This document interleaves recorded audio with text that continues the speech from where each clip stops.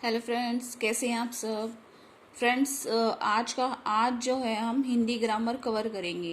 ठीक है, मतलब आज तक मैंने जो है हिंदी व्याकरण के सारे टॉपिक करा चुकी हूँ। आज एक तरह से मैराथन क्लास में आपके करा रही हूँ, जिसमें आपका जो है हिंदी के सारे टॉपिक्स मैं कवर करूँगी। भाषा, वर्ण, शब्द, वाक्य, संज्ञा, सर्वनाम, ठीक है, विराम चिन्ह और जो भी मेन टॉपिक्स हैं आज मैं कवर कराऊंगी। तो आप वीडियो पूरा देखिएगा फ्रेंड्स। ठीक है, तो आज हम स्टार्ट करते हैं भाषा से कि भाषा किसे कहते हैं, भाषा कितनी प्रकार की होती है, वर्ण किसे कहते हैं, शब्द किसे कहते हैं, वाक्य किसे कहते हैं। तो ये यहाँ पे हम स्टार्ट करते हैं। ठीक है, भाषा।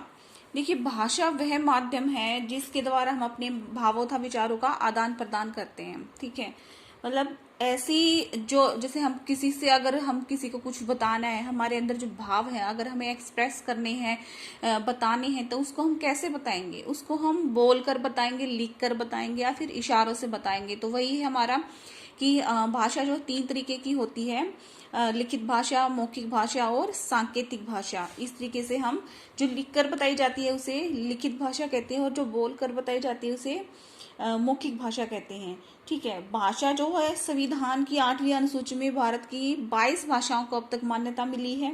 ठीक है, और जो हमारी मातृभाषा वह हिंदी है। मातृभाषा और राजभाषा जो हमारी हिंदी है।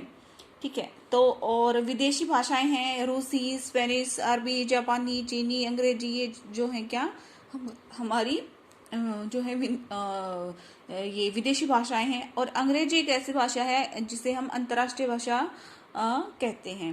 फिर लिपि किसे कहते हैं? लिखाई के चिन्हों को हम लिपि कहते हैं। मतलब जिस चिन्हों के द्वारा भाषा लिखी जाती है वो हमारे लिपि कहलाते हैं, यानी कि जिन लिखाई के चिन्हों को लिपि कहते हैं। हिंदी की लिपि देवनागरी है, अंग्रेजी की रोमन है, संस्कृत की देवनागरी है, उर्दू की फारसी है, पंजाबी की गुरुमुखी है, बंगाली की बांग्ला है, जर्मन की रोमन है और फ्रेंच की भी रोमन है। तो ये हमारी होगी भाषा। अब हम वर्ण को देख लेते हैं। वर्ण देखिए, जो भी ऐसे लेकर अह तक आपने पढ़ा होगा, ऐसे लेकर ग तक होते हैं, वो हमारे सारे वर्ण होते हैं। अब वर्ण के 2 पार्ट होते हैं, स्वर और व्यंजन। 33 हमारे जो है व्यंजन होते हैं, 11 हमारे स्वर होते हैं। ठीक है, अब उनमें 11 में कौन से आते हैं? 11 में हम ये वाले हमारे आते हैं, ए आ ई। ठीक है ना, औ तक हमारे आते हैं। इसमें और को हम ये नहीं करते, इसे हम अनुस्वार कहते हैं, ए को हम अनुनासिक कहते हैं। ऐसे कैसे लेकर है तक हमारे जो होते हैं वो हमारे 33 होते हैं। ठीक है, टोटल हमारे 33, अगर हम जैसे क्वेश्चन में आ जाए तो हमारे 48 होते हैं। लेकिन जो पहले हमारे पढ़ते थे हम, उसमें 44 आते थे। उसमें ए को करते हैं हम, और है के बाद वाले जो हमारे रह जाते वर्ण उनको हम इसमें इंक्लूड नहीं करते हैं। ठीक है, अब कै से लेकर अड़े तक वाले वर्ग होते हैं, च से लेकर यहाँ तक वाले चवर्ग होते हैं, और टे से लेकर अणे तक वाले हमारे जो हैं टवर्ग होते हैं, तय से लेकर न तक वाले तवर्ग होते हैं, और पै से मै तक वाले पवर्ग होते हैं। ठीक है फ्रेंड्स, तो ये हमारे हो गए वर्ग जो होते हैं। और जो ये डे है उपक्षिप्त व्यंजन होता है, क्षेत्र हमारा संयुक्त व्यंजन होता है। ठीक है, तो नेक्स्ट हम करते हैं शब्द। अब शब्द किसे कहते हैं? वर्णों का ऐसा मेल जिसका कोई सार्थक अर्थ हो। शब्द यानी कि जो 2 शब्दों के मेल को हम शब्द कहते हैं, यानी कि वर्णों का ऐसा मेल जिसका कोई अर्थ निकले, हम उसे शब्द कहते हैं। ऐसे नहीं कि कुछ भी हम बोल देते हैं और 2 वर्णों को मिलाकर उनका मीनिंग ही ना निकले, उसे हम शब्द नहीं कहेंगे, वो हमारा शब्द नहीं होगा। सार्थक अर्थ होना चाहिए, उसका सार्थक अर्थ निकलना चाहिए। अब शब्द जो हैं 3 प्रकार के होते हैं, उत्पत्ति के आधार पर, रचना के आधार पर, प्रयोग के आधार। उत्पत्ति के आधार पर होते हैं तत्सम, तद्भव, देशज, विदेशज। ठीक है, तत्सम जो संस्कृत के वो शब्द जो सेम टू सेम हमारे हिंदी में यूज होते हैं तत्सम। जो थोड़ा सा चेंज करके यूज होते हैं तद्भव। और जो देशी वर्ड होते हैं, ठीक है ना, जो हमारे देश में ही उत्पन्न है वो देशज वर्ड होते हैं। और विदेशज जो दूसरी भाषाओं से लिए जाते हैं विदेशज वर्ड होते हैं। फिर रचना के आधार पर रूढ़ है। ठीक है ना। जिन शब्दों के टुकड़े ना हो सके उन्हें रूढ़ कहते हैं, और दो शब्दों के मेल से जो बनते हैं यौगिक कहते हैं। योग रूढ़ जो दो शब्दों के मेल से भी बनते हैं और किसी विशेष अर्थ को प्रकट करते हैं, योग रूढ़ कहलाते हैं। जैसे नीलकंठ है, पंकज है, ये हमारे योग रूढ़ हो गए। और यौगिक में हमारा जैसे हो गया भोजनालय, भोजन आलय, देव दूत, सुपुत्र सुपुत्र।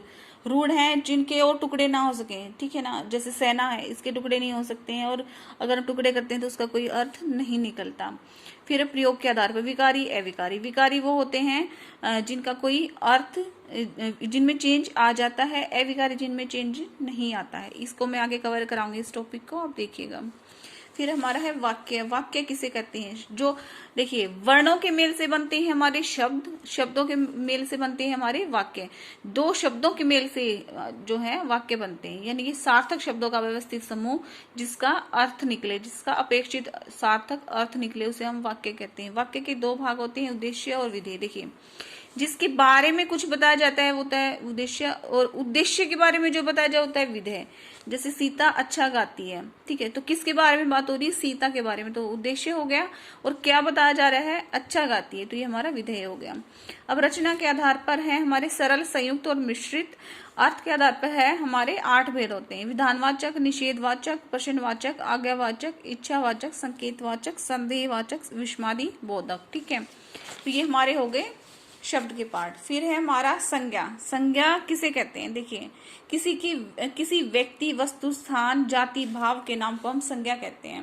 ठीक है, तो कोई भी हो सकता है, नाम हो सकता है, कोई वस्तु हो सकती है, किसी जगह का नाम हो सकता है, या फिर किसी जाति का। जाति में मतलब ये नहीं कि कास्ट का होता है, जाति मतलब जो एक जाति की, जैसे पेड़ है, पेड़ों की एक जाति है, ठीक है, लड़कियां हैं, लड़कियों की एक जाति है, लड़के हैं, लड़कों की एक जाति है। इस तरीके से मतलब एक जाति, एक जो वर्ग होता है उसके बारे में बताते हैं। भाव है, जैसे कोई भी हमारा भाव है, हम रो रहे हैं, हंस रहे हैं, अच्छे हैं, बुरे हैं, तो वो हमारे संज्ञा के अंतर्गत आते हैं। संज्ञा 3 टाइप की होती है: व्यक्तिवाचक, जातिवाचक और भाववाचक संज्ञा।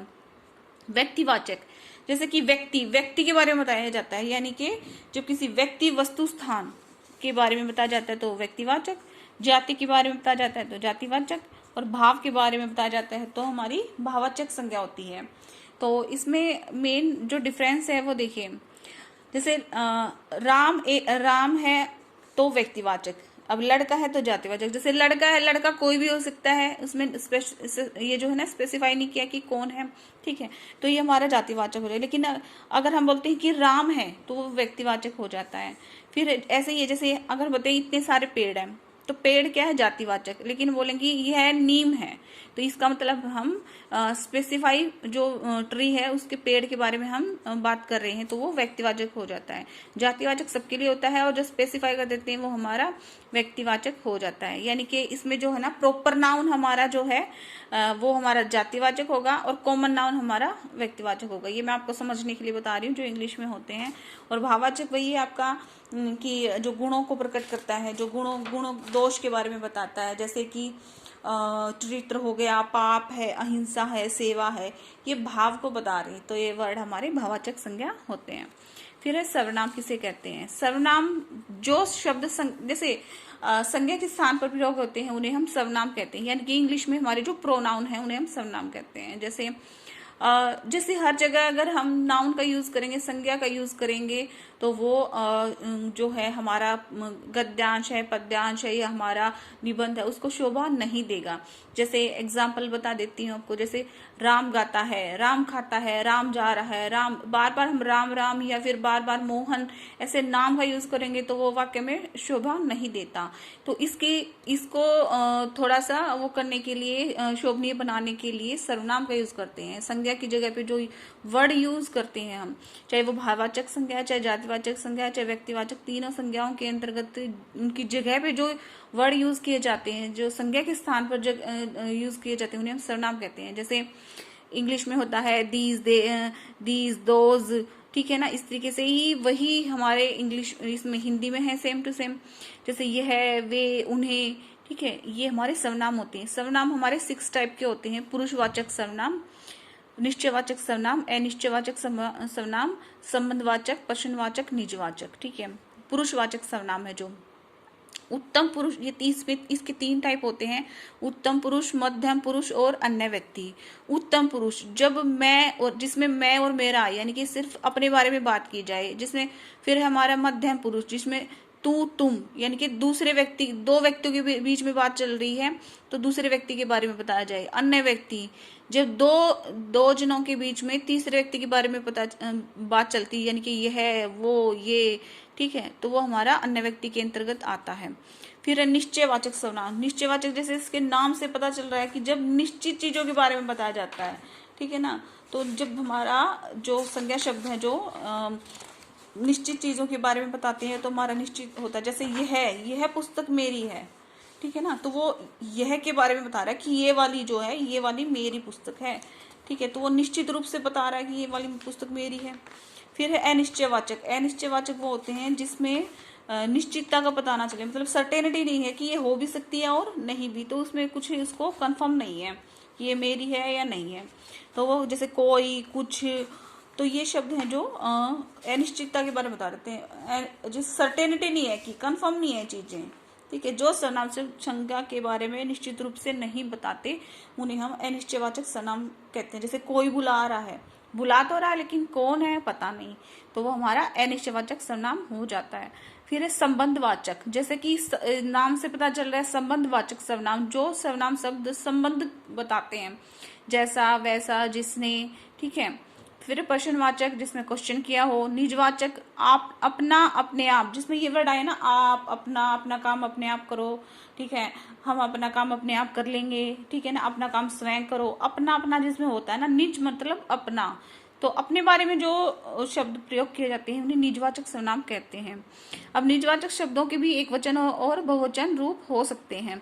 सर्वनाम में लिंग बदलने पर विकार पैदा नहीं होता, परंतु वचन बदलने पर विकार पैदा होता है। यानी कि सर्वनाम में लिंग अगर चेंज होता है ना तो उससे चेंज नहीं होता, लेकिन अगर जो वचन बदल जाता है यानी कि एक से ज्यादा हो जाते हैं तो पैदा हो जाता है। जैसे अगर हम अगर एक पर्सन है तो उसके लिए दिस यूज करेंगे, लेकिन अगर ज्यादा है तो दोज यूज करेंगे। तो वचन बदलने पर, वचन यानी कि जो संख्या बदलने पर जो है विकार पैदा हो जाता है। फिर है हमारा विशेषण, कि विशेषण क्या है और उसके कितने भाग हैं। जो शब्द संज्ञा सर्वनाम शब्दों की विशेषता बताते हैं। देखिए फ्रेंड्स, हिंदी व्याकरण है ना, आपको कैसे समझ में आएगी, आप जब स्टार्टिंग से लेके चलेंगे ना कि अच्छा इसका ये हो सकता है, खुद से जब उसको समझेंगे ना कि क्या है। जैसे देखिए स्टार्टिंग में था संज्ञा, कि जो नाम है, नाम आ गए। अब नाम की जगह पे जो यूज हो रहे हैं वो सर्वनाम हो गए, और जो संज्ञा है सर्वनाम दोनों की विशेषता प्रकट कर रहे हैं।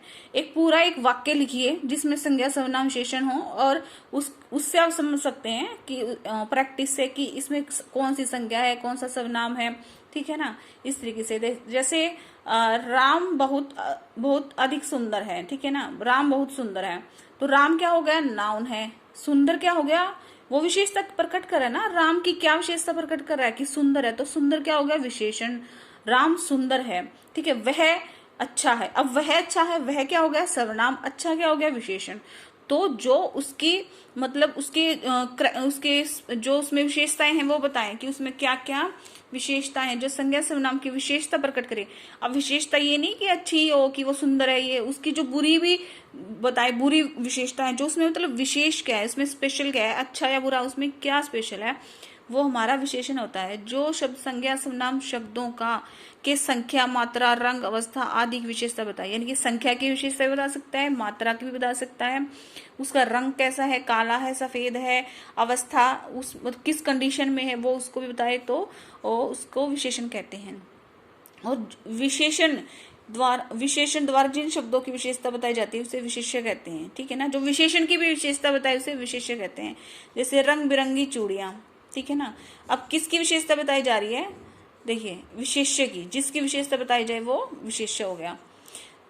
और जो विशेषण शब्द हैं वो रंग बिरंगी, ठीक है ना। जिन शब्दों की विशेषता बताई जाती है, तो ये जो विशेष्य होते हैं ना, इनडायरेक्टली हमारे जो नाउन प्रोनाउन ही होते हैं। मतलब जो अब विशेषण के पीछे जो लगता है विशेषण की जिसकी देखिए संज्ञा सर्वनाम की विशेषता बताई जा रही है, तो वो हमारे संज्ञा सर्वनाम नाम बोल के इधर क्या बोलेंगे, विशेष्य बोलते हैं उनको। अब विशेषण की 4 टाइप हैं, गुणवाचक, संख्यावाचक, परिणामवाचक।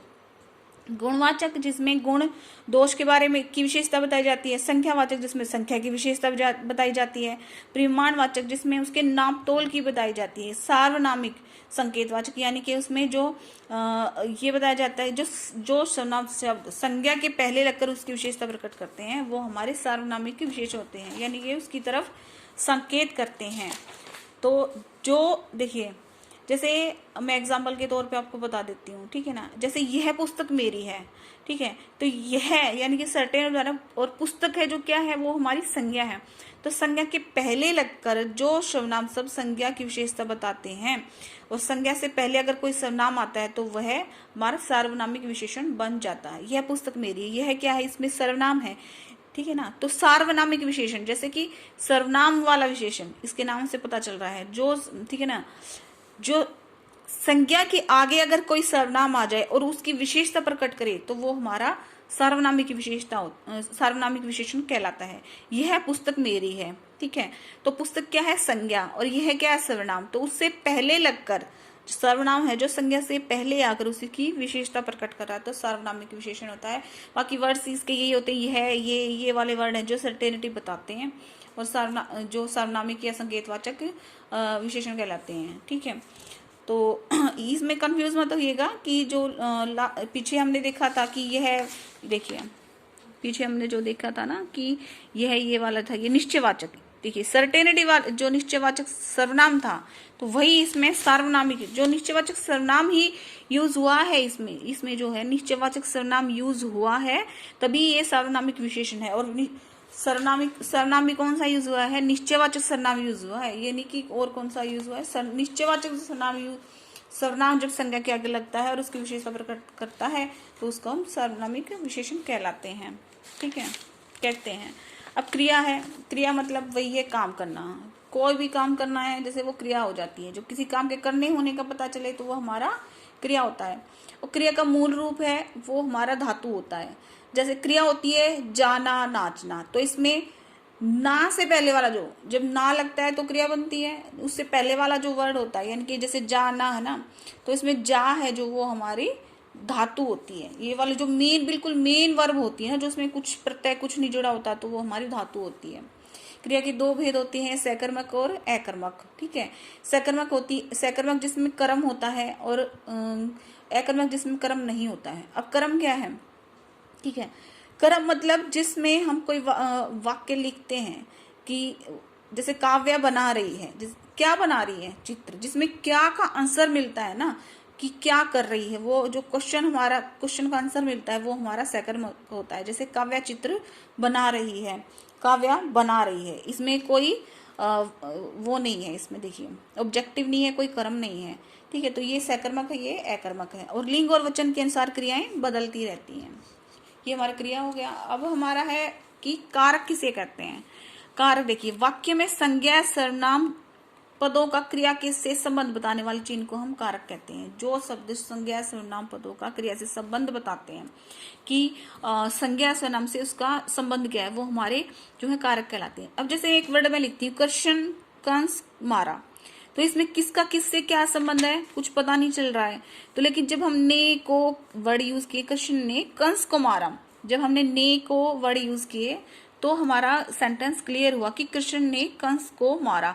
अगर हम ने और को हटा देते हैं तो ये सेंटेंस क्लियर नहीं होता है कि इस किसका किससे संबंध है, कौन किसको मार रहा है, ये पता नहीं चल रहा है। तो जो ने को पर में ये शब्द हमारे कारक शब्द होते हैं, ठीक है।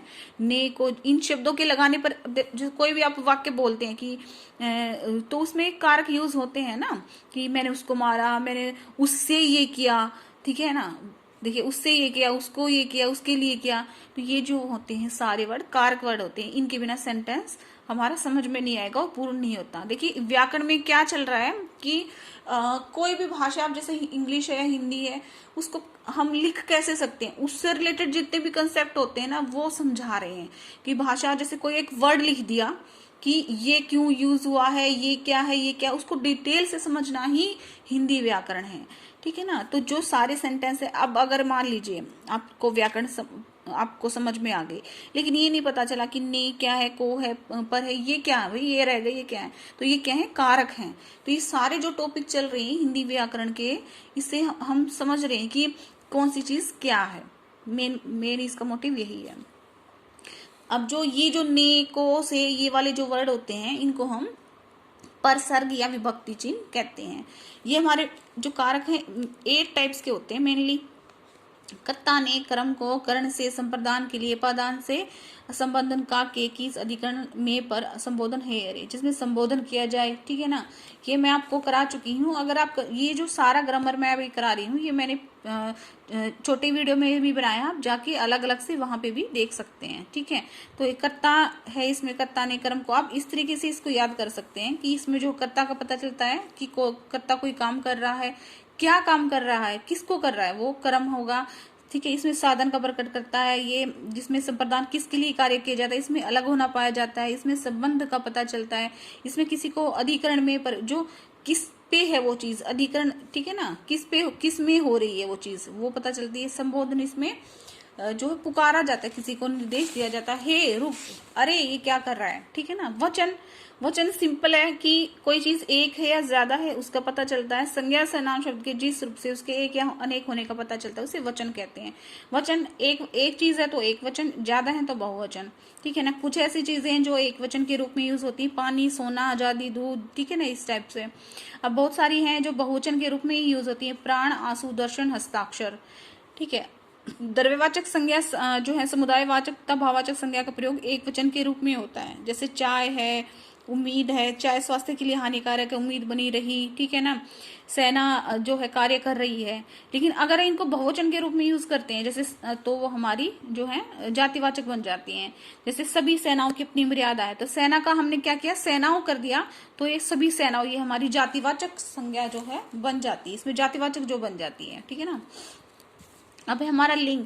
लिंग सिंपल है, पुल्लिंग और स्त्रीलिंग 2 टाइप के होते हैं। ठीक है ना। जो पुरुष जाति से संबंध रखते हैं वो पुल्लिंग होते हैं, जो स्त्री जाति से संबंध रखते हैं वो हमारे स्त्रीलिंग होते हैं। जिन, अब इसमें जो हिंट क्या है, इसमें जो मेन चीज क्या है जिससे आप किससे पता चलेंगे कि ये पुरुष जाति का या स्त्री जाति का, जिन संज्ञा शब्दों के पीछे आ, पन, अक तथा न प्रत्यय आता है वे पुल्लिंग होते हैं। जिन संज्ञा शब्दों के पीछे ई या आवट, आइन, ता, इन, था, आनी प्रत्यय आते हैं वे स्त्रीलिंग होते हैं। जैसे जेठानी, देवरानी, ठीक है ना, नाइन, तो ये हमारे स्त्रीलिंग हो गए।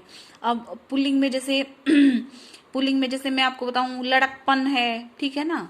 इस तरीके से जो जिनके भी ये वाले शब्द आते हैं तो वो इस लिंग के होते हैं।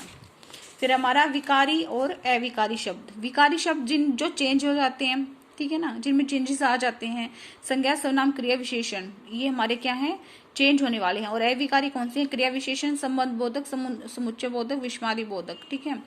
जैसे जल्दी जल्दी, खूब। अब ये जो हमारे क्रिया की विशेषता करने वाले हैं। अब भेद कौन से होते हैं इसके, रीतिवाचक, कालवाचक, स्थानवाचक, परिमाणवाचक। रीतिवाचक जो कि रीति को फॉलो करते हैं, सेम टू सेम यूज होते हैं। कालवाचक जो काल से रिलेटेड, समय से रिलेटेड होते हैं। स्थानवाचक जो स्थान से रिलेटेड होते हैं। परिमाणवाचक जो कि नाप तोल से रिलेटेड होते हैं। सिंपल है ये। ठीक है। अब है काल किसे कहते हैं। ठीक है। काल हमारे जो हैं 3 टाइप के होते हैं। काल, पहले तो ये देख लीजिए काल होता क्या है, जो समय को प्रकट करता है कि कौन सा काल, मतलब समय। काल का अर्थ ही होता है समय। अब समय जो है भूतकाल हो सकता है, वर्तमान काल हो सकता है और भविष्य काल हो सकता है। काल क्रिया से उस रूपांतर को कहते हैं जिससे उसके कार्य का समय और उसकी पूर्ण या पूर्णता का बोध होता है, उसकी अवस्था की वो कार्य हो चुका, नहीं हुआ, बीच में ये हो रहा है, वो सिचुएशन किस कंडीशन में है उसका पता चलता है। भूतकाल जो है हमारा, देखिए भूतकाल के पार्ट कौन से होते हैं, सामान्य भूत, आसन भूत, पूर्ण भूत, अपूर्ण भूत, संदिग्ध भूत, संदिग्ध भूत है, हेतुमत भूत। वर्तमान काल है हमारा सामान्य वर्तमान, तात्कालिक वर्तमान, पूर्ण वर्तमान, संदिग्ध वर्तमान, संभाव्य वर्तमान। भविष्यत काल, सामान्य भविष्यत, ठीक है ना, संभाव्य भविष्यत, हेतुमत भविष्यत। ठीक है। अब इसको देख लेते हैं। सामान्य भविष्य जिसमें विशेष समय का ज्ञान ना हो, जैसे तुम आए, वह गया। आसन्न भूत जिसमें निकट भूत या तत्काल ही सूचित होता है। ठीक है ना, जिसमें ये पता चला कि ये कार्य अभी भी हुआ है। तो तुम आए हो, ये हमारा आसन्न भूत हो गया। पूर्ण भूत जिसमें जो समय का स्पष्ट पता चल रहा है कि हाँ तुम गए थे वाला आ गया ना, तो गए थे मतलब पास्ट का पता चल रहा है। क्रिया की समाप्ति का पता नहीं चलता अपूर्ण भूत में। जैसे क्रिया स्टार्ट तो हुई थी लेकिन खत्म हुई या नहीं हुई, क्या हुआ वो पता नहीं। राम खाना खा रहा था ये पता है, लेकिन खाया नहीं खाया, कब खाया, किस टाइम खाया वो पता नहीं। संदिग्ध भूत जिसमें कार्य हुआ है ना हुआ संदेह बना रहता है, वह गया होगा, उसमें होगा वाला वर्ड आता है, वो संदेह वाला वर्ड होता है। हेतु मत देखिए, इसमें क्रिया भूतकाल में होनी थी पर नहीं हो सकी, तो ये हमारा हेतु मत होता है। मैं आता, सीता गाती, ये होता वो होता, तो ये होते हमारे हेतु मत भूत। वर्तमान काल है जो सामान्य वर्तमान, देखिए जिससे क्रिया का वर्तमान होना पाया जाता है, ये पता चलता है इससे कि हाँ प्रेजेंट में हो रही है, वह आता है। तात्कालिक वर्तमान जो क्रिया अभी हो रही है, जिसमें वो खाना खा रहा है, वो अभी चल रही है क्रिया। पूर्ण वर्तमान जिसमें कार्य की पूरी सिद्धि का पता चले कि हाँ मैंने खाना खाया, वो क्रिया अभी प्रेजेंट में हुई थी, प्रेजेंट में पूर्ण हो चुकी है। संदिग्ध वर्तमान किसी जिससे क्रिया के होने में संदेह प्रकट हो, जैसे वह खाना खाता होगा।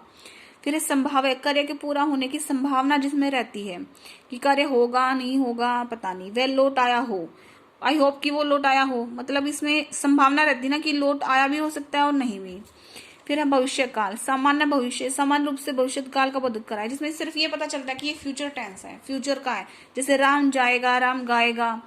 संभाव्य भविष्य जिसमें संभावना होती है कि शायद राम आए, मतलब फ्यूचर में होने वाली, फ्यूचर में होगी लेकिन उस पर भी डाउट है कि होगी या नहीं होगी। हेतु मत भविष्य, एक क्रिया का दूसरी क्रिया के ऊपर जो है डिपेंड होना होता है, वो हमारी हेतु मत होती है। जैसे वह आए तो मैं जाऊं, वो ये काम करे तो मैं करूं। तो ये जो हमारे थे मेन टॉपिक्स थे इससे रिलेटेड, ग्रामर से रिलेटेड, हिंदी ग्रामर से रिलेटेड। अगर आपको और कोई टॉपिक जिससे चाहिए या आप और कोई आपको कोई क्वेश्चन है जिसमें आपको कोई कंफ्यूजन है, तो आप आई होप कि आप बताएंगे, कमेंट करेंगे। और जो मेरे, अगर आपको इनको डिटेल से देखना है या छोटे वीडियो और भी छोटे वीडियोस में देखना है, तो आप पीछे जाके मेरे वीडियोस देख सकते हैं, चेक कर सकते हैं। मैंने सारे जो टॉपिक्स के हिंदी वाले वीडियो बनाए हैं और अब मैं इंग्लिश वाले भी बनाऊंगी, तो आप चैनल को सब्सक्राइब कर लीजिए और लाइक कीजिए, कमेंट कीजिए। Thank you.